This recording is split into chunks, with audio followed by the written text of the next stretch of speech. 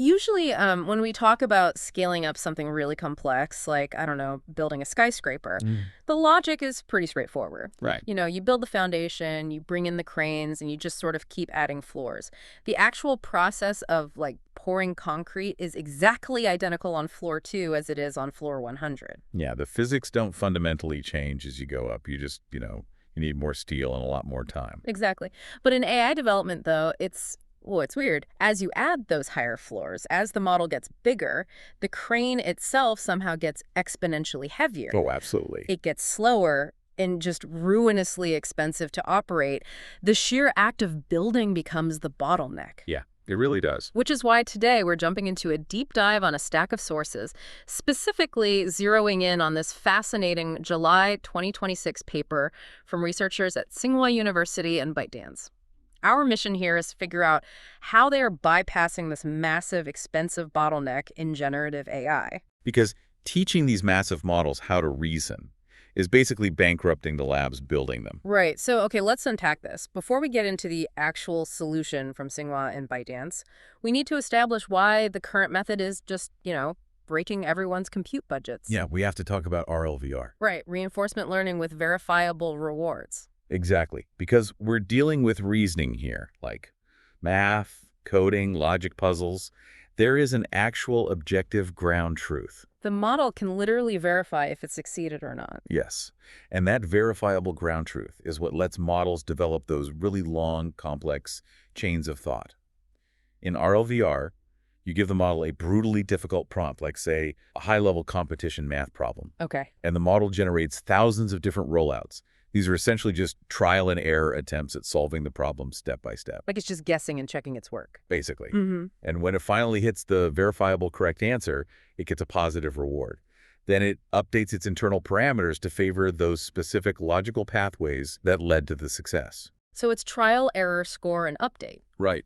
But, the math of doing that on a frontier model, we're talking something with hundreds of billions of parameters. That sounds brutal. Oh, it is. Generating a single token on a massive model is computationally heavy.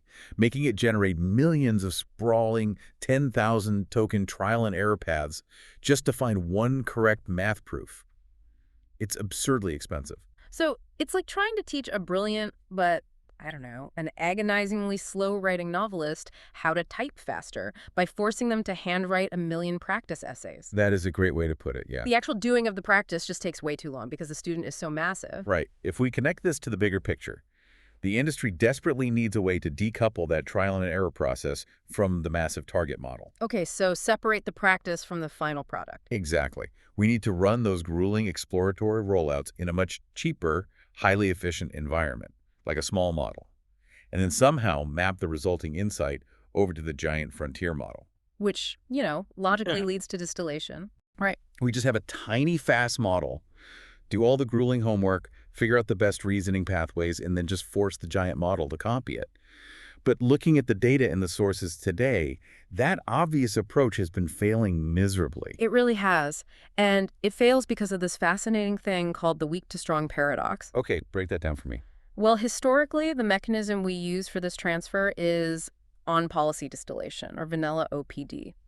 The massive student model generates its own responses, looks at what the smaller teacher model would have outputted in that exact same state, and just tries to minimize the difference. So it attempts to perfectly mimic the teacher's final output. Yes, exactly. But wait, I have to push back here. Why would a smart frontier model ever look at a weak model in the first place?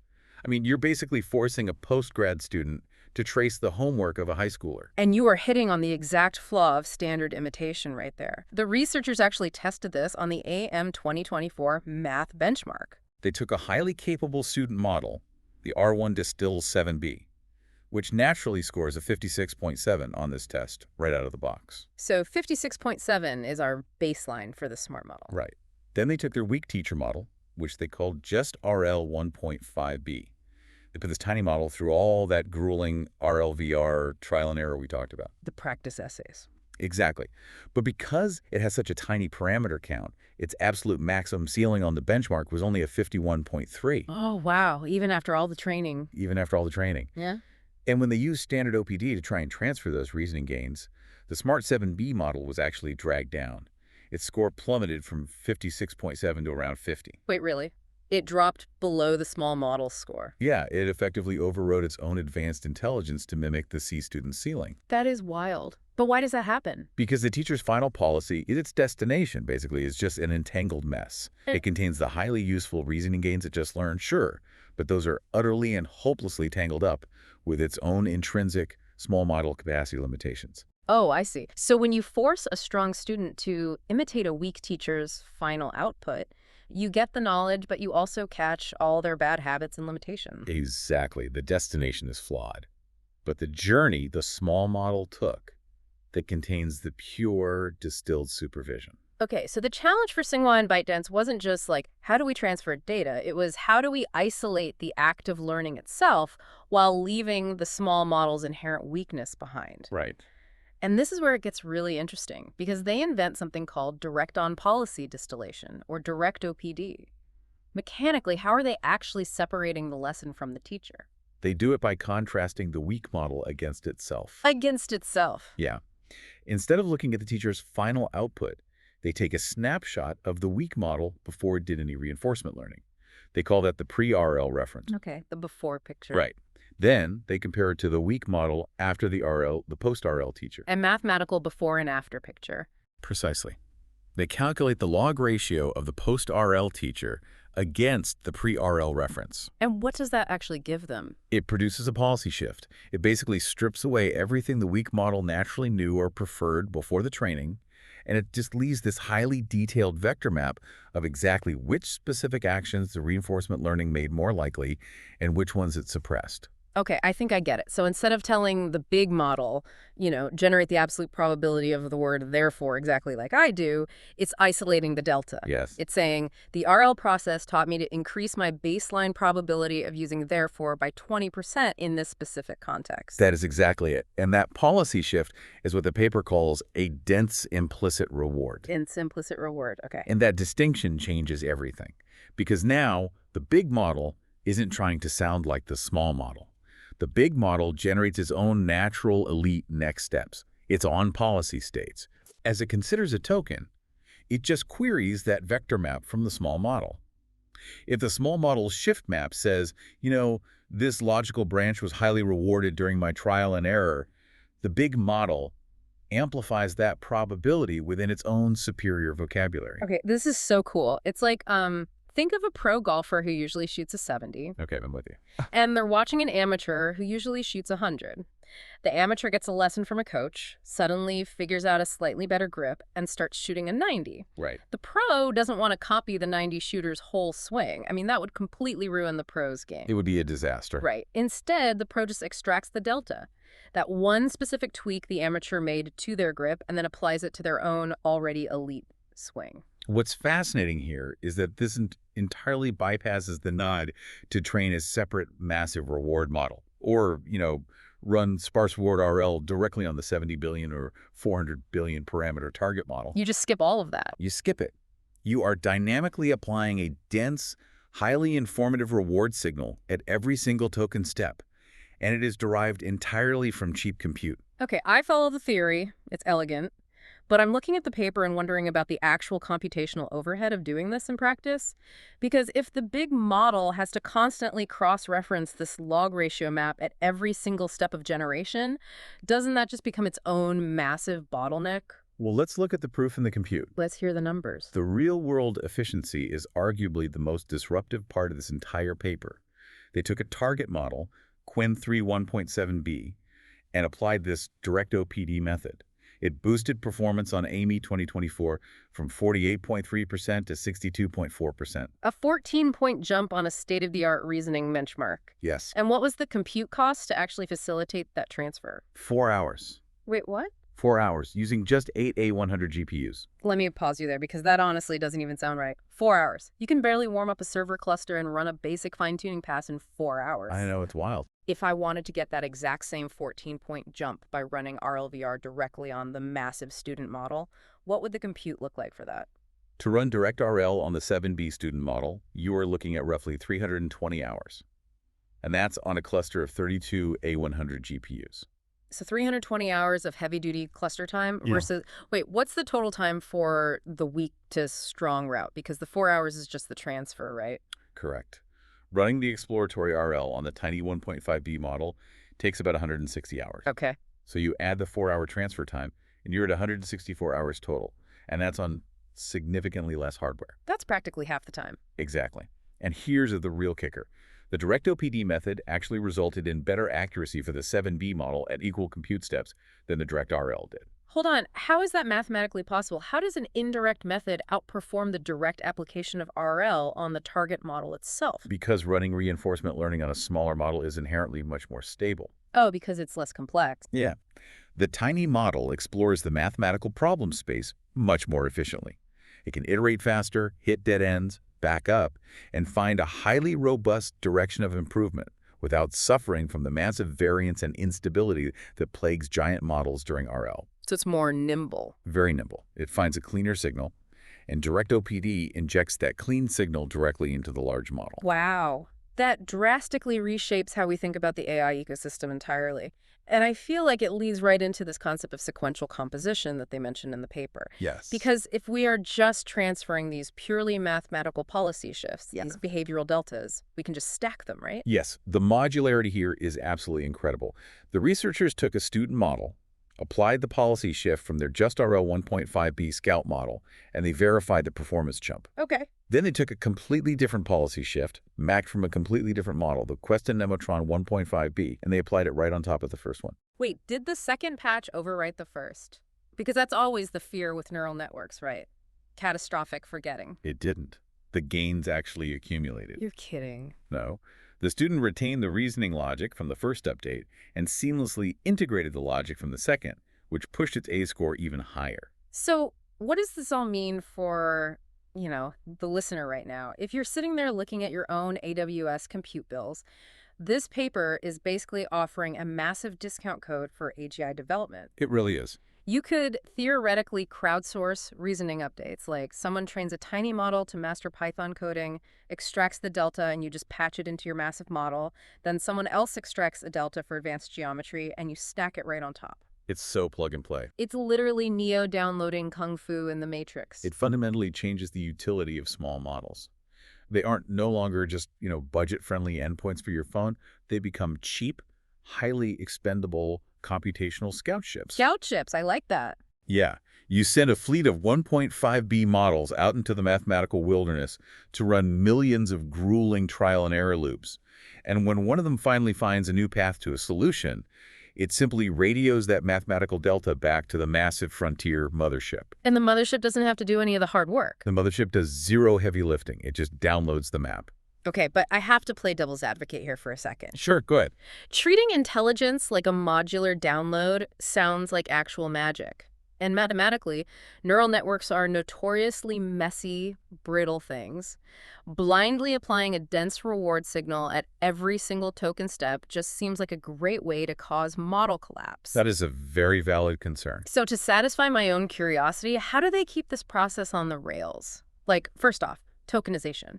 What if the small scout model uses a completely different tokenizer or vocabulary than the mothership? How does the mothership even read the map? Well, in traditional vanilla distillation, that discrepancy completely breaks the process. The student model had to share the high probability tokens of the teacher to learn effectively. Right, they had to speak the exact same language. Exactly. But with Direct-OPD, the researchers demonstrate that no token overlap is strictly required at all. Wait, really? None? None. The student is generating its own responses, using its own vocabulary. The directional shift from the teacher is mapped abstractly to the student's preferred tokens that occupy a similar semantic space. Oh, that's clever. It doesn't have to speak the teacher's language. It just has to shift its logic in the direction the teacher recommends. Okay, so vocabulary isn't a barrier. But what about the length of reasoning?